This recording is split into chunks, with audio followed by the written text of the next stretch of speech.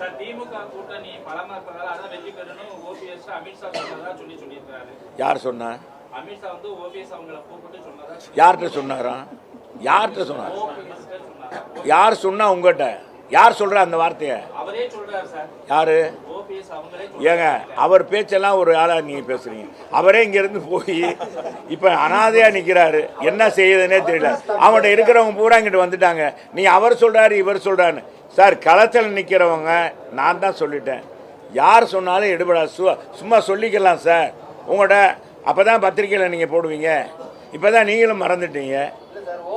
இப்ப அவரவே மறந்துட்டீங்க. இப்போ இந்த 2-3 இப்போ ஒரு வாரமாக தான் போடுறீங்க. அவர் அது பேசினார், இங்கே போனார், இங்கே சேர்ந்தார், அப்போ அவர் கட்சியில் இருக்கவங்களாம் இங்கே மாறிட்டாங்க அப்படின்னு இப்போ தான் நீங்கள் போடுறீங்க. அப்படியாச்சும் அவருக்கு வரணும்ல. ஏங்க ஒரு தலைவருங்க, தலைவராக இருந்தவங்க நீங்களும் விட்டுறீங்க. கொஞ்ச நாள் ஆனால் மறந்துடுறீங்க.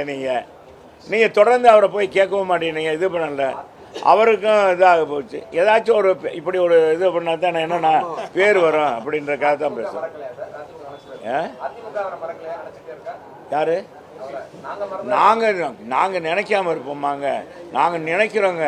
இப்படிப்பட்ட ஆளெல்லாம் போய் எங்கள் அம்மா பதவி கொடுத்து முதலமைச்சராக்கி, சட்டமன்ற உறுப்பினராக்கி, பொதுப்பணித்துறை அமைச்சராக்கி, ஹைவேஸ் அமைச்சர், நிதி அமைச்சர் ஆக்கி, இப்படி ஆளெல்லாம் போய் ஆரம்பிச்சிருக்காங்களே.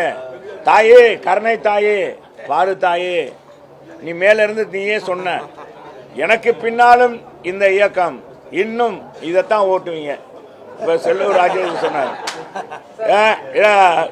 இன்னும் 100 ஆண்டுகள், பல 100 ஆண்டுகள் மக்களுக்காக பணியாற்றும் சொன்னாங்க. அப்படிப்பட்ட தாய் யாரை பார்த்து சொல்லியிருக்காங்க பார்த்தீங்க?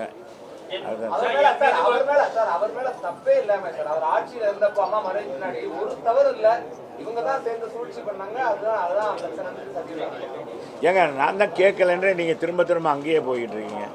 நான் இங்கே இந்த மீட்டிங் பாருங்க, இதுலயே போட்டு ஓட்டிகிட்டே இருக்காதீங்க.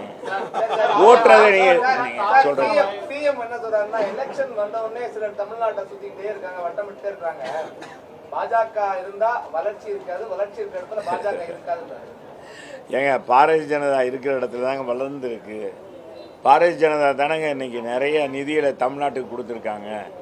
பாரதிய ஜனதா ஆட்சியில் இருக்க ஏங்க இவங்க 15 வருஷம் 17 வருஷம் மத்தியில் ஆட்சியில் இருந்தாங்க. எப்பாச்சும் திருக்குறள் அங்கே பேசப்பட்டதா? எப்பாச்சும் திருமுறை அங்கே பேசப்பட்டதா? ஏங்க எந்த பிரதமராச்சும் பேசியிருக்காரா?